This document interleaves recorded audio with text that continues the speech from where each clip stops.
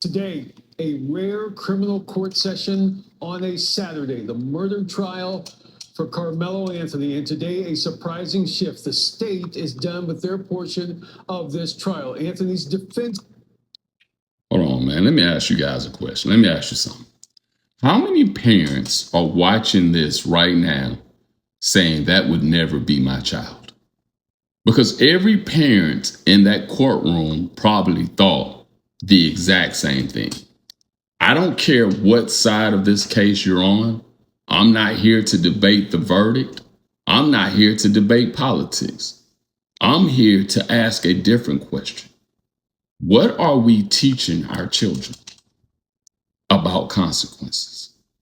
See, we live in a time where everybody wants to talk about gentle parenting. Nothing wrong with being gentle. Let me start off by saying that. Nothing wrong with being loving at all. Nothing wrong with listening to your children. But somewhere along the way, some people confused gentle parenting with no accountability. Those are not the same thing.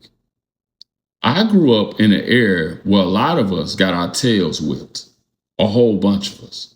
Now, before somebody gets in the comments, I'm not saying everything our parents did was right. That's not what I'm saying. Some of us were disciplined. Some of us were abused. Let's be honest. Those are not the same thing at all.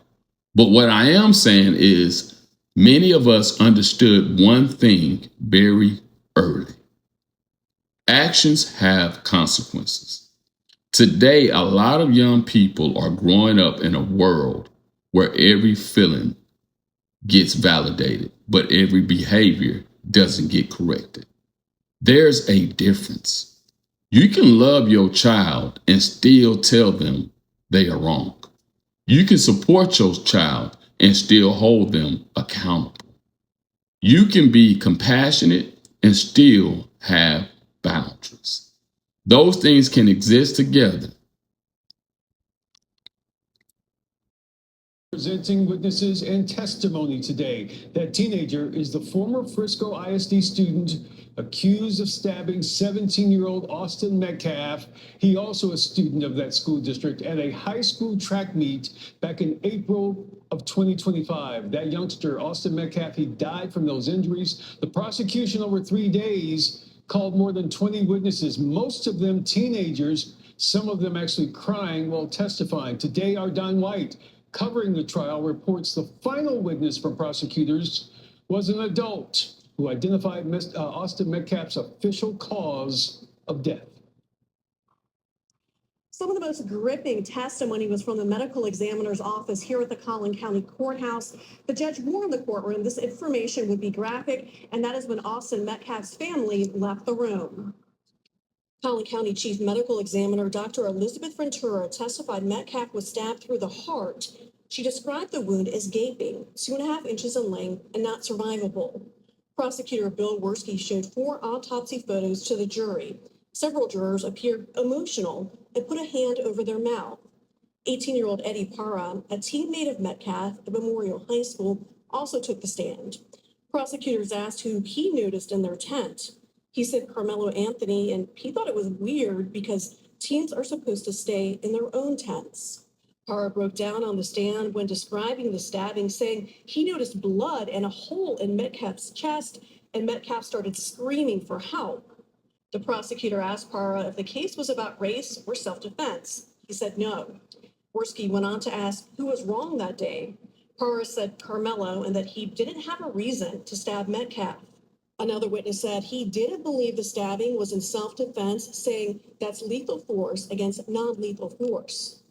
The defense called Centennial High School track coach Adam Linwood to the stand. He said kids often go into other teams' tents to mingle.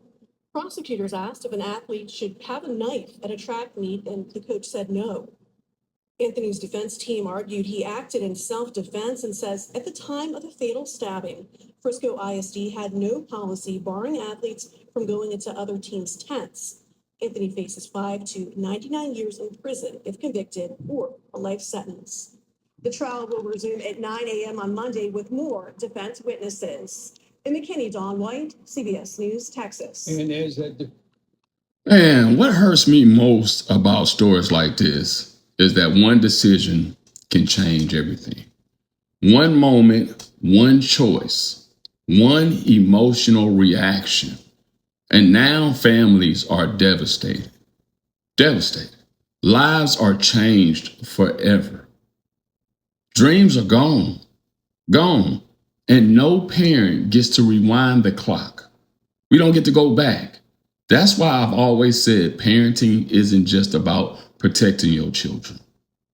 It's about preparing them for the real world, preparing them for conflict, preparing them for rejection, preparing them for disappointments, preparing them for somebody saying something they don't like,